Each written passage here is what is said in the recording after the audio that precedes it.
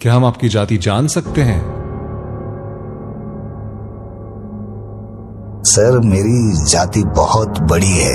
अच्छा? हाँ सर। तो बताओ ऐसी कौन सी जाति है आपकी? हाँ हाँ, हम भी तो जाने ऐसी कौन सी जाति है आपकी। सर, इसको बताने में बहुत टाइम लगता है मुझे। अरे बताओ बताओ, हमारे पास बहुत टाइम है। अच्छा, तो मतलब आपको सुनना ही है मेरी जाति? तो सुनो, मैं तथागत गौतम बुद्ध ने बनाया हुआ बहुजन हूँ। मैं जगत गुरु संत तुकाराम महाराज ने बनाया हुआ वारकरी हूँ। मैं छत्रपति शिवाजी महाराज ने बनाया हुआ भावड़ा हूँ। मैं राष्ट्रपिता ज्योतिबा फुले ने बनाया हुआ सत्यशोधक हूँ। और मैं विश्व रत्न डॉक्टर बाबा साहेब आम्बेडकर ने बनाया हुआ प्रथमता और अंतिमता भारतीय हूँ। मैं इस देश का नागवंशी मूल निवासी हूँ।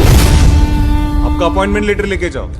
जाति बनाने वालों की जात है सबसे नीची, हम है मूल निवासी, हम है नागवंशी। जाति बनाने वालों की जात है सबसे नीची, हम है मूल निवासी, हम है नागवंशी। मूल निवासी नागवंशी, मूल निवासी नागवंशी। किसी को पूछ लूं कि व्रत कितने होते हैं, बिल्कुल बताया कि 9। अगर 9 नहीं रख सकती, जोड़ा रख लेना, पहले दिन का आखिरी दिन। ये सबको पता, बाबा साहब का भी पता। अपनी जानकारी आपके पास है नहीं, दूसरों की पूरी हिस्ट्री लग रखी थी। अभी कुछ दिन पहले क्या लगा था, ग्रहण।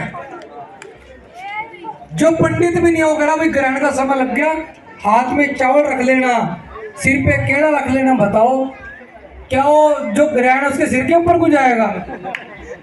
ये सोचने की बात है। ये एक प्राकृतिक घटना है। ग्रहण होता क्या है? अब ग्रहण पर आपको बताऊंगा। ग्रहण होता है कि जैसे सूरज है, सूरज के समक्ष जो दूसरा ग्रह जाएगा ना, उसको ग्रहण कहते हैं। जब किसी ग्रह के आगे दूसरा ग्रह आ जाए, उसको ग्रहण कहते हैं। हाँ, उसकी कुछ नेगेटिविटी हो सकती है, क्योंकि हमारा सभी का सूर्य की किरणों से कुछ अटैचमेंट है मेडिकली, लेकिन इतना बुरा प्रभाव नहीं होता। हम कहें कि उससे नष्ट ही हो जाएंगे। लेकिन हमारे पास तो बहुत बड़ा ग्रहण लगा हुआ। आपको पता हमारे पास कितना बड़ा ग्रहण लगा हुआ? उसको तो आप मिटाते ही नहीं। कौन सा ग्रहण है बताओ? वो ग्रहण है परम श्रद्धे आदि धर्मगुरु शुक्राचार्य रावण जी कहते हैं, जो धर्मगुरु दर्शन थे रावण जी। अब अगर बात अच्छी लगे तो जयकारा लगाना उस बात पे। सूरज और चंद्रमा के ग्रहण से बड़ा जो ग्रहण है, वो ग्रहण है आपकी अनपढ़ता का। कौन सा ग्रहण है आपकी? अनपढ़ता। तो वो ग्रहण तो अपने आप हट जाएगा। आपने कौन सा ग्रहण मिटाना है? अनपढ़ता का। और लोग कहते हैं कि पढ़ाई तो बड़ी महंगी है जी। पढ़ाई का बहाना, मतलब पैसों का बहाना बना के पढ़ाई को रोक देते हैं। ना जी ना, डिग्री कहाँ से हो जाएगी? बड़ी महंगी पढ़ाई है। लेकिन आज तक पैसों का बहाना बना के किसी ने अपनी शादी को रोका है? किसी ने रोका? किसी को कह रहे जी रिश्ता लग रहा जी, कोई नहीं तैयार हो, बताओ कहाँ जाना? किसी ने रोका किसी अपनी शादी को?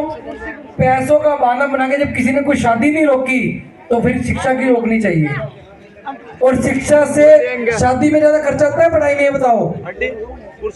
शादी में खर्चा होता है सबसे ज्यादा। लेकिन अगर आपने बच्चे को डिग्री करानी है, तो डिग्री आपकी 15 से 20 हजार में डिग्री हो जाएगी। लेकिन आप शादियों पे पैसे खर्च करते हो, शिक्षा पे पैसा खर्च करो।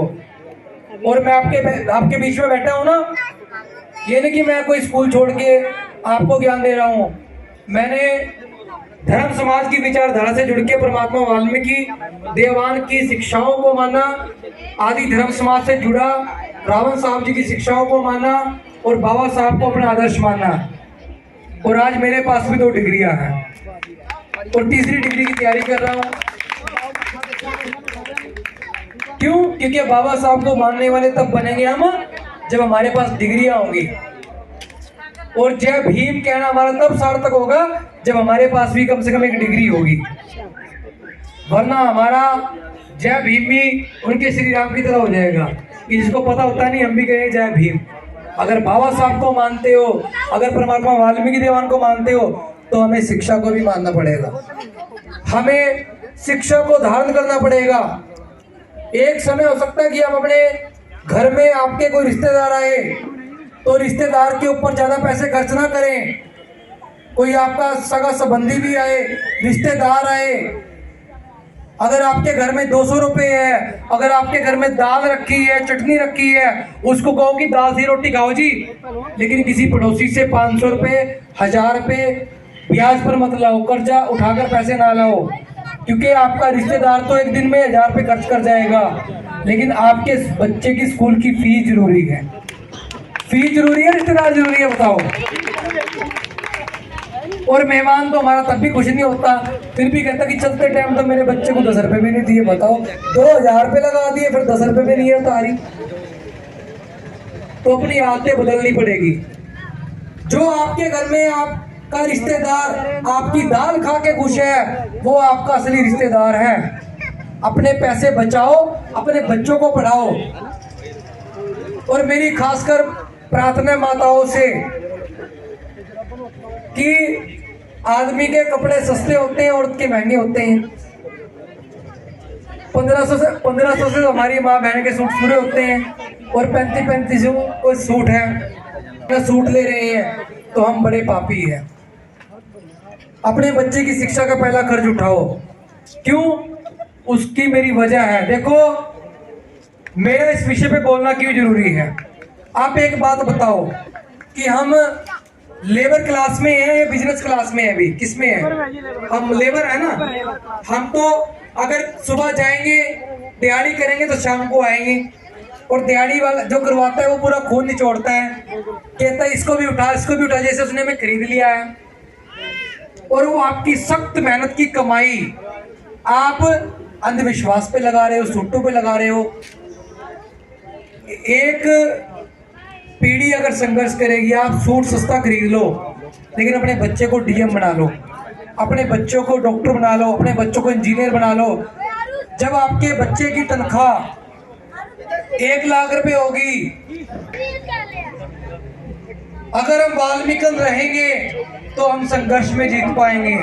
जिस दिन हमने अपना धर्म बदल लिया, उस दिन हमें बीच बाजार में खड़ा करके लोग मारेंगे। क्योंकि अगर हमें कोई बाजार में भी कुछ कह दे तो हमारा दुबला पतला आदमी भी क्या कहता है, मैं कौन हूँ? मैं वाल्मीकि हूँ। तो वाल्मीकि नाम से हमारी ताकत है, वाल्मीकि नाम से हमारी पहचान है, वाल्मीकि नाम को हमें बना के रखना है। हम तो आशिक हैं, भीम जी पे मरते हैं, नाम पर उनके देंगे कुर्बानी। मुझे दुनिया कहे पागल, मुझे दुनिया कहे पागल, मैं